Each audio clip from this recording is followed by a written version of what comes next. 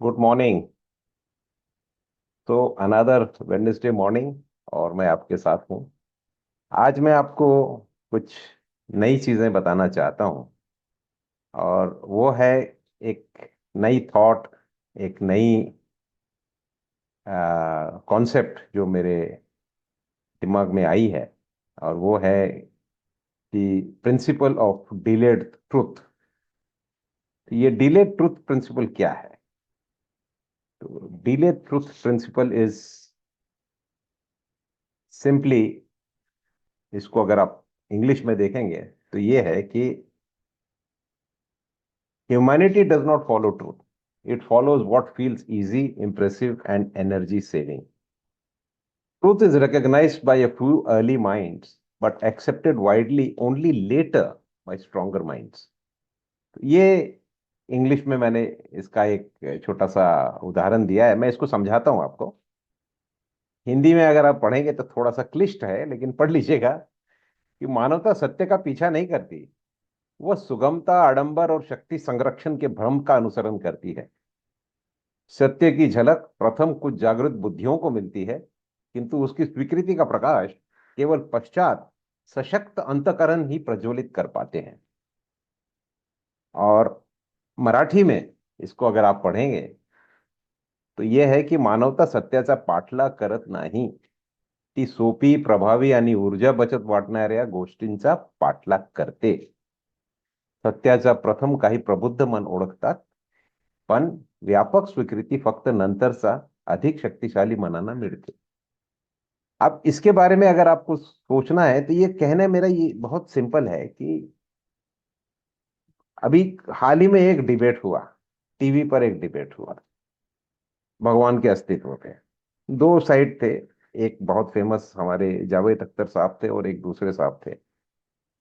उसमें मैंने तो देखा नहीं, लेकिन मुझे ये कहा गया कि उसमें जावेद अख्तर साहब थोड़े से, उनकी उम्र हो गई है तो कुछ कुछ शब्द नहीं समझ पा रहे थे, कुछ कुछ सुनने में कठिनाई हो रही थी। और जो सामने वाला था वो थोड़ा तरुण था, यंग था, तो वो अच्छे से इम्प्रेस कर पा रहा था।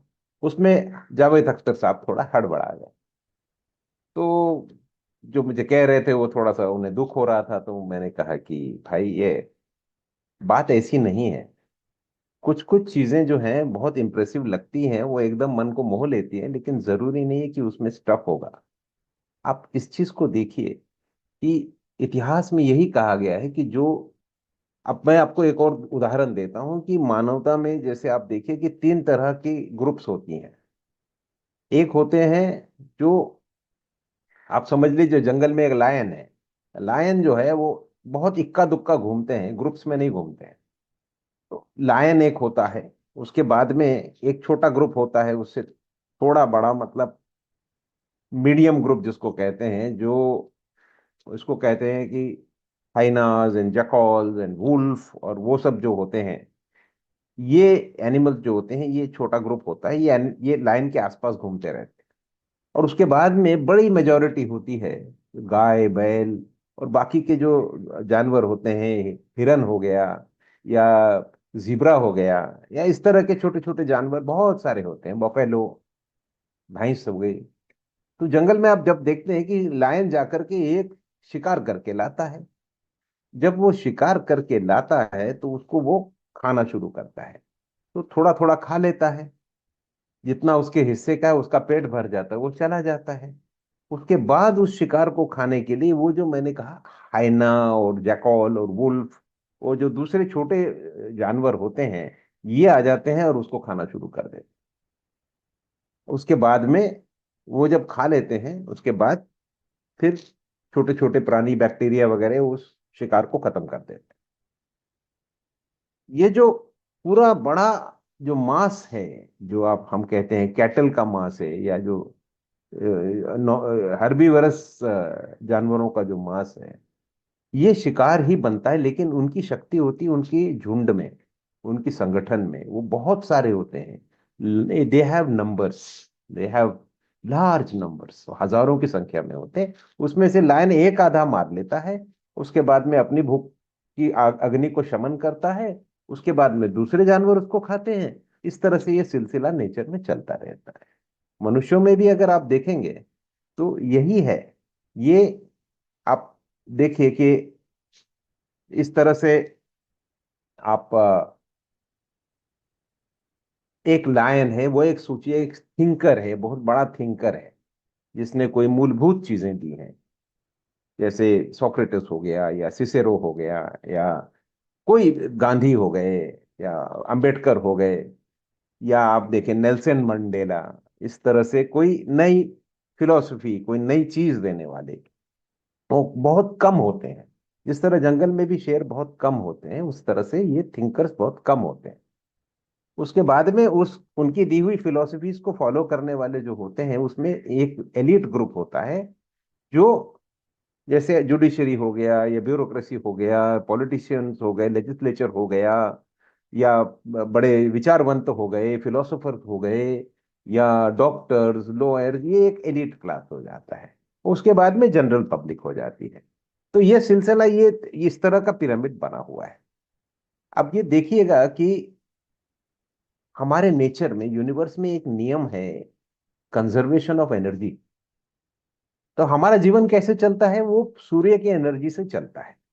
जो हमारे वृक्ष हैं, पेड़ पौधे हैं, ये सनलाइट को लेते हैं और उस सनलाइट को वो एनर्जी में कन्वर्ट कर देते हैं। और उस पेड़ के जो फल हैं या उसके पत्ते हैं, उसको दूसरे जानवर खाते हैं। तो इन पेड़ों की एनर्जी को वो जानवर अपने अंदर ले लेते हैं।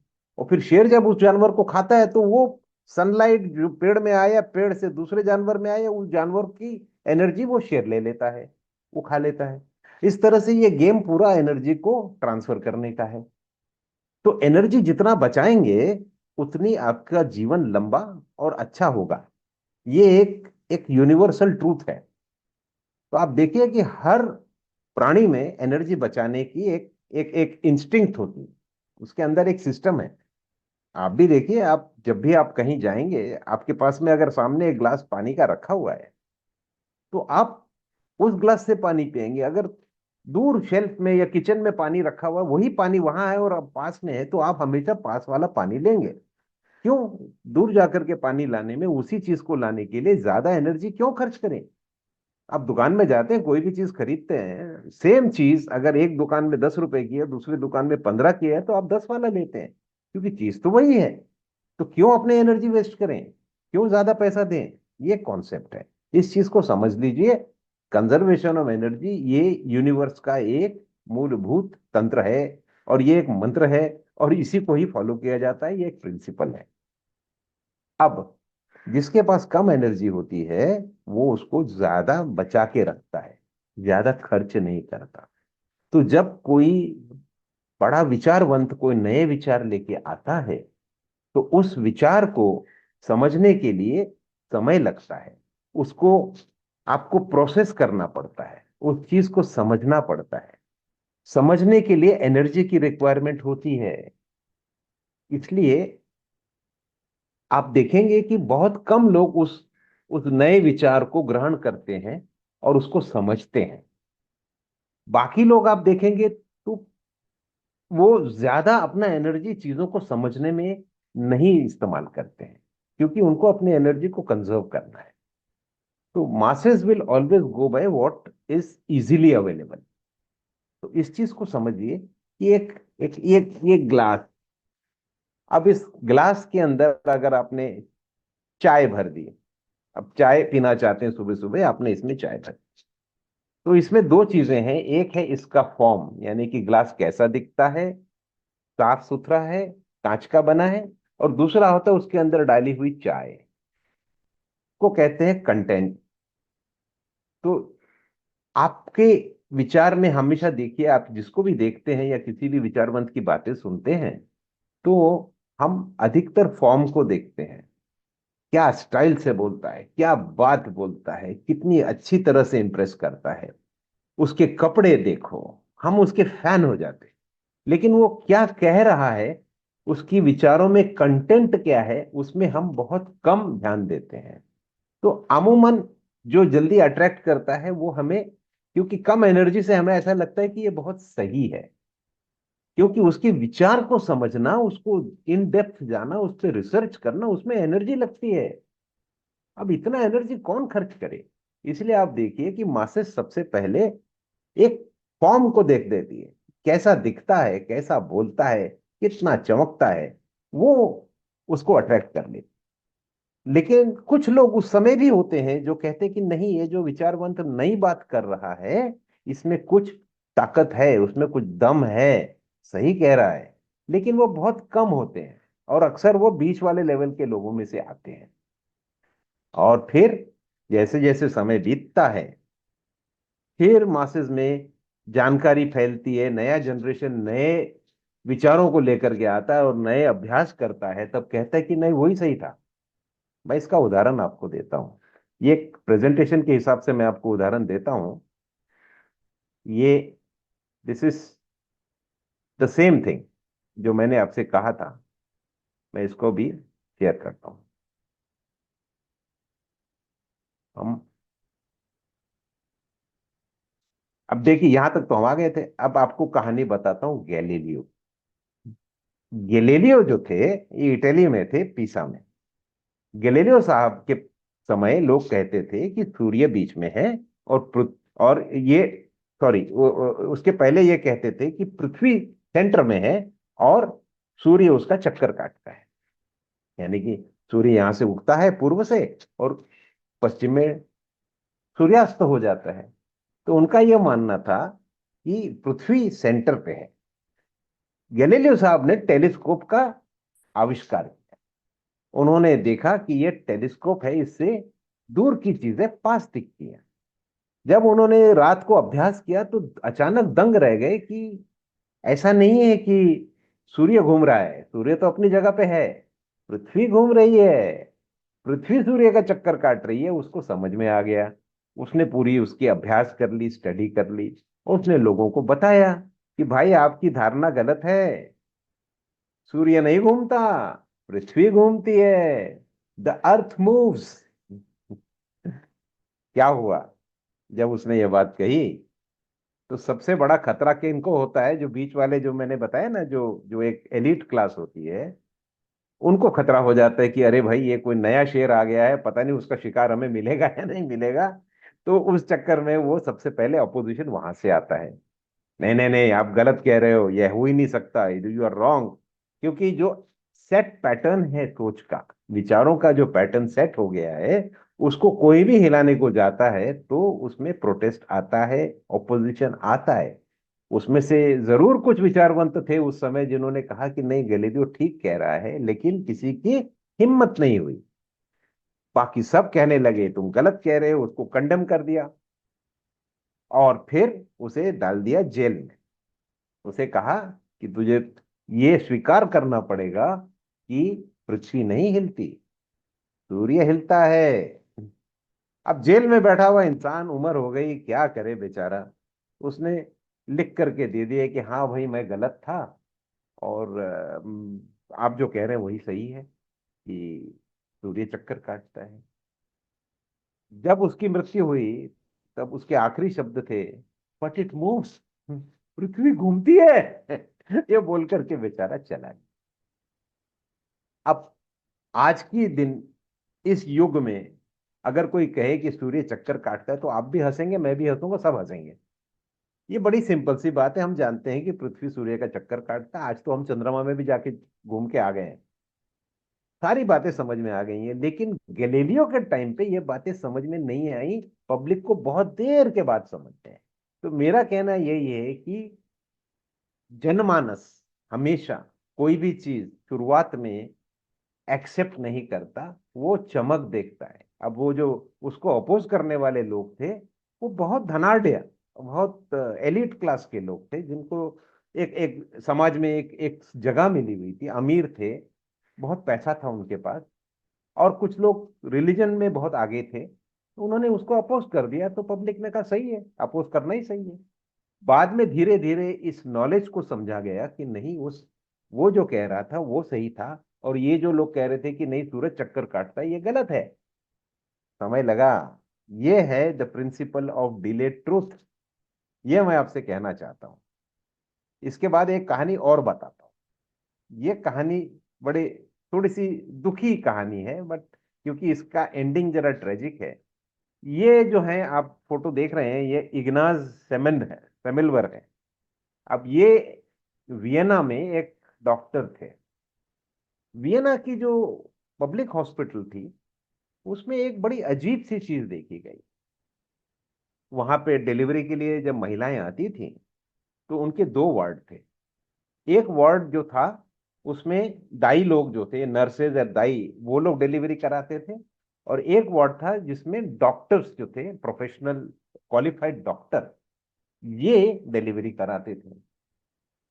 तो इन्होंने देखा, और वहां पे लोग बड़े आश्चर्य में गए कि डिलीवरी के समय जो मौतें होती हैं, वो डॉक्टर वाले वार्ड में ज्यादा हो रही हैं। और जहां पे दाई और नर्सेस डिलीवरी कराती हैं, वहां पे उतनी ज्यादा मौतें नहीं हैं। साल दर साल एक आंकड़ा सामने आया, जिसमें पता लगने लगा कि यहाँ ज्यादा मरते तो लेडीज ज्यादा कहती थी कि नहीं, हमको नर्सेज वाले वार्ड में डालिए, हमको वो डॉक्टर्स के वार्ड में नहीं जाना है। तो ये जो इग्नास जी हैं, इन्होंने इस चीज को समझने की कोशिश की। इन्होंने उसको, सेमिलवेस साहब ने कहा कि ये जरूर इसमें कुछ कारण तो होगा। कारण ढूंढा तो उन्होंने देखा कि जो डॉक्टर्स हैं, वो ऑटोप्सी करते हैं। यानी कि कोई जब किसी की मौत हो जाती है, मृत्यु हो जाती है, तो पैथोलॉजिकल टेस्टिंग के लिए उसके बॉडी को देखा जाता है कि किस वजह से मौत हुई, उसमें रिसर्च किया जाता है। तो अक्सर डॉक्टर वो ऑटोप्सी करने के बाद सीधे डिलीवरी रूम में आ जाते थे, और वहीं पे जो डिलीवरी है उसको करते थे, उसके लिए असिस्ट करते थे। तो सेमलवार साहब के दिमाग में आया कि जरूर कोई ऐसी चीज है जो बॉडी में है, वो इनके हाथ में आ जाती है, और इनके हाथ से पेशेंट की तरफ आ जाती है, और उससे पेशेंट, वो डेड बॉडी के जो कुछ भी चीज है, वो पेशेंट में आ जाती है, और पेशेंट मर जाता है। लोग हंसने लगे। सेमलवेज साहब ने कहा कि भाई, आप जरा हाथ धोया करिए, तो हो सकता है कि जो कुछ भी चीजें हैं जो उस बॉडी से, उनको उस समय बैक्टीरिया या ये जंतु, ये चीजों के बारे में मालूम नहीं था। वो उनको ऐसा लगता था कि कोई चीज है। तो लोग हंसने लगे, कहने लगे हाँ, कोई भूत है जो इनके हाथ में लग जाता है और पानी से हाथ धोने से चला जाएगा। तो लोगों ने उनका मजाक उड़ाया, बहुत मजाक उड़ाया, और बोले कि कौन सी भूत है जो डॉक्टरों के हाथ में आता है और उससे पेशेंट के पास चला जाता है। इतना हुआ कि उनको फिर वहां से निकाल दिया गया। वो कहते रह गए कि भाई, आप हाथ धोया करिए, हाथ धोने के बाद में पेशेंट को हाथ लगाइए। किसी ने उनकी नहीं सुनी, और उनको हाउंड कर दिया, इतना कि वो बाद में पागलपन के शिकार हो गए, उन्हें मेंटल हॉस्पिटल में जमा करना पड़ा। बुरी तरह से एक अकेलेपन में वो उनकी मौत हो गई। किसी ने उनको एक्नॉलेज नहीं किया। कुछ सालों के बाद जब माइक्रोस्कोप से देखा गया, पता चला, जोसेफ लिस्टर ने उसके बारे में रिसर्च किया, तो पता चला कि वो सही थे। डेड बॉडी के अंदर जो माइक्रोब्स और बैक्टीरिया होते हैं, इतने डेडली होते हैं कि वो, आप डिलीवरी करने के समय जब पेशेंट को हाथ लगाते हैं तो उनको इन्फेक्शन हो जाता है। उससे इन्फेक्शन से वो डेवलप होकर के वो, उनकी मृत्यु हो जाती है। तो देखिए, बात यही है कि शुरुआत में जो कोई नई बात करता है, उसको एक्सेप्ट करने में समय लगता है। क्यों? क्योंकि मासेस तो उस चीज के पहले वो चमक धमक देखते हैं। वो देखते हैं कि कैसा डिलीवर किया, कितना बोला, ये बहुत, क्योंकि जो बीच का लेवल है, वो हमेशा अपने स्टेटस को मेंटेन करता है। जब वो स्टेटस को मेंटेन करता है, तो वो दे आर दी एलिट।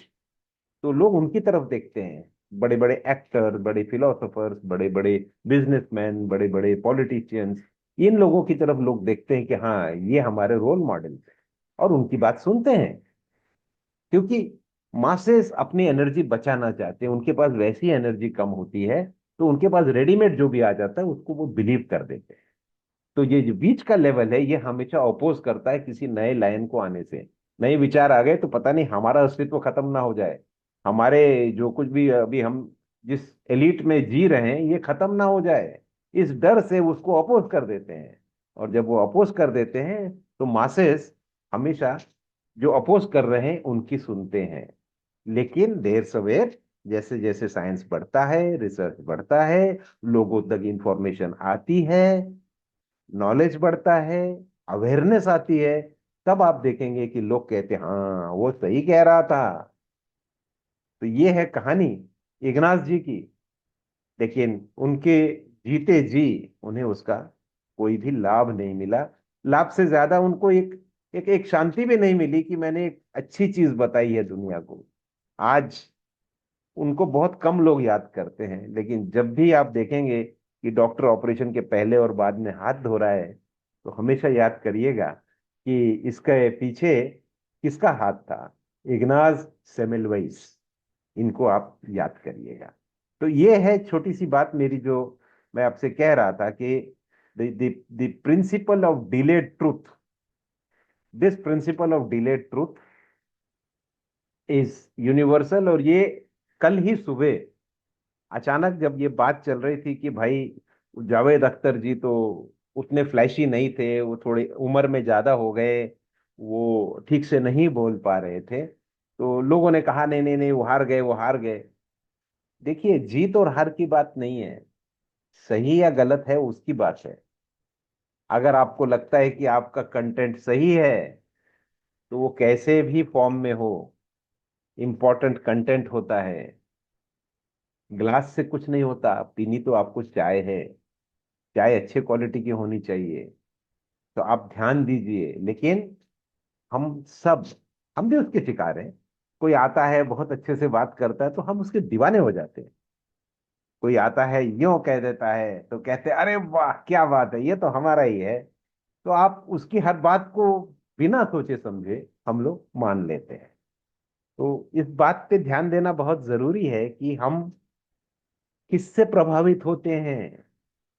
क्या आप सिर्फ फॉर्म से प्रभावित हो रहे हैं, उसके फ्लैशी कपड़े, उसके डिजाइनर बैग, उसके चेहरे का दमक, उसकी ब्यूटीफुल लुक्स, उसके बाल, उसके बोलने का लहजा, वो आपको अट्रैक्ट कर रही है, बहुत अच्छी बात है, होना भी चाहिए, करिए, तो अप्रिशिएट करिए अच्छी चीजों को। लेकिन वो क्या कह रहा है उस पे ध्यान दीजिए। कहीं ऐसा ना हो कि उसकी जो कथनी है उससे आपका या समाज का नुकसान हो जाए। तो दोनों चीज पे ध्यान दीजिएगा।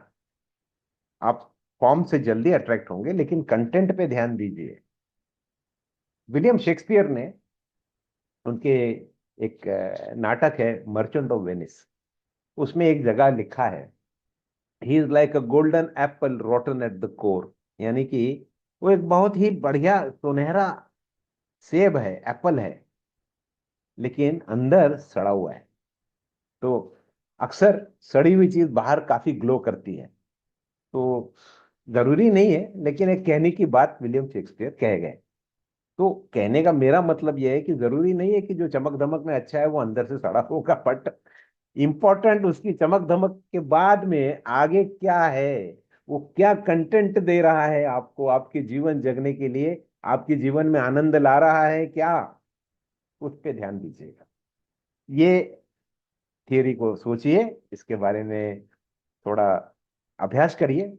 और कोई भी चीज, एनर्जी सिर्फ बचानी है इसलिए हम विचार नहीं करेंगे, ऐसा मत करिए। एनर्जी आज बचा लेंगे आप, लेकिन कई बार वो गलत विचार को लेकर के शायद आपकी लॉन्ग टर्म में एनर्जी जल्दी खत्म हो जाए। तो डोंट बार्गेन लाइक दिस कि आज को बचा लिया तो कल हमारे को देख लेंगे हम, ऐसा नहीं है। Try and keep it rational, reasonable, शांत दिमाग से सोचा करिए, उसमें आपको मार्ग जरूर मिलेगा। तो जो कहते हैं, मैं तो ये कहता हूँ, बुद्ध भी यही कहते थे कि मेरी बात को मानो मत, उसको रैशनैलिटी और रीजनिंग के एनविल पे डालिए। आप देखिए ये सही है क्या। जब आपके सत सत विवेक बुद्धि को लगेगा कि ये आदमी ठीक कह रहा है, तभी मानिए। Even anybody, except only when your inner mind से यस। सत सत विवेक जब कहता है कि ये सही है, तब मानिए। यह मेरे को कहना है। अब कुछ 5-6 मिनट रह गए हैं, तो यदि कोई प्रश्न है तो आपको मैं इनवाइट करता हूं कि आप प्रश्न जरूर पूछिए। और कोई any any any questions, because कई बार लोग कहते हैं कि साहब आपका इंटरैक्टिव होना चाहिए। मैंने कहा भाई इंटरैक्टिव तो तब होगा जब आपको, आप चैट बॉक्स में प्रश्न अपने लिख दीजिए, तो जरूर मैं उसका उत्तर आपको दूंगा। प्रशांत जी, कोई प्रश्न आए हैं क्या? Yes sir. हाँ, बताइए। डॉक्टर नीलेश पूछ रहे हैं, जी। I 100% agree with any doubt, one question, what do you mean by झुंड में ताकत है, जी। Like cattle versus tiger? जी हाँ। झुंड में ताकत होती है। देखिए, बैलेंस ऑफ नेचर है। एक शेर बहुत पावरफुल होता है। वो अगर दो तीन भैंसों के पीछे पड़ गया तो शायद उन पे भारी पड़ जाए। लेकिन अगर 10 भैंस आकर के खड़े हो जाएं तो शेर डर के भाग जाता है। कहने का मतलब क्या है कि शेर की अकेले की जो बहुत ज्यादा ताकत है, उसको बैलेंस करने के लिए नेचर ने 1,000 भैंसे, 1,000 गाय, 1,000 बैल ऐसे बना के रखे हैं। तो जब वो एक हो जाते हैं तो इस शेर को डरा के भगा देते हैं। लेकिन ऐसा नहीं कि हमेशा इकट्ठा होते हैं, लेकिन ये बैलेंस है एक तरह का। तो ये झुंड में ताकत है, ग्रुप जो होता है। क्योंकि वो बेचारे न असहाय हैं। उनके पास में न वो कैनाइन टीथ नहीं होते हैं। आप गाय को देख लीजिए, गाय और शेर में, शेर के पास में दांत होते हैं, पंजे होते हैं, अटैक कर सकता है, अजाइल होता है। गाय बहुत स्लो होती है, गरीब होती है। लेकिन अगर वहां पे 100 गायें हैं और बछड़ों की रक्षा कर रहे हैं, आप देखिए, शेर अटैक करेगा तो भी वो गाय अगर एक लाइन से खड़ी हो गई तो शेर भाग जाता है। वो नहीं अटैक कर पाता है। कई बार आप ये वीडियोस में आपने देखा होगा, डिस्कवरी चैनल वगैरह में ये आता है कि बड़े सींग वाले भैंसे होते हैं, वो तीन चार आकर के शेर को सींग से उठा देते हैं। तो डिफेंड करने के लिए वो बैलेंस नेचर में है। तो झुंड में भी ताकत है, इंडिविजुअल शेर में भी ताकत है। वो बैलेंस मेंटेन होना चाहिए, किस वक्त किसकी ताकत ज्यादा है। इससे मुझे याद आया कि अगले एपिसोड में मैं आपको बैक्टीरिया के बारे में भी बताऊंगा कि आपके अंदर जो बैक्टीरिया है, तो गुड बैक्टीरिया और बैड बैक्टीरिया में कैसे बैलेंस रखना है। ये भी एक, आजकल के जमाने में बहुत सारे लोगों को आईबीएस हो गया है, डाइजेशन प्रॉब्लम्स होते हैं, बहुत सारे प्रॉब्लम्स है। तो अगले सिटिंग में मैं इसके बारे में जरूर आपको बताऊं। प्रशांत जी, और कोई प्रश्न है? राहुल जी पूछ रहे हैं, when is the advance class? Advance class हम जनवरी में कर देंगे। मैं उसकी तारीख सेट करता हूँ। बाय द वे, इंटरमीडिएट का एक क्लास अभी हमारा 17 और 18 जनवरी को तय हो गया है। उसके बाद वाले हफ्ते में मैं कोशिश करता हूँ कि एडवांस क्लास हम कर देंगे।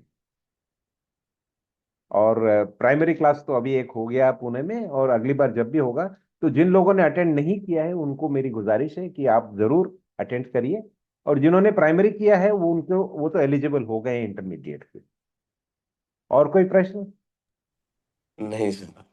अच्छा, तो आज के लिए बस इतना ही। 8 बजने वाले हैं। एंजॉय करिए, take your time, relax, love yourself, important वो है। और कभी कभी अपने अंतर मन को, अपने शरीर को थैंक्स भी कर दीजिए। आपको अच्छे से संभाल के रखा है। आपने बहुत सारे उनको नेगेटिव विचार भी दिए होंगे, लेकिन फिर भी बेचारा संभाले रखा हुआ है आपको। Take care of yourself, love yourself, that's all I will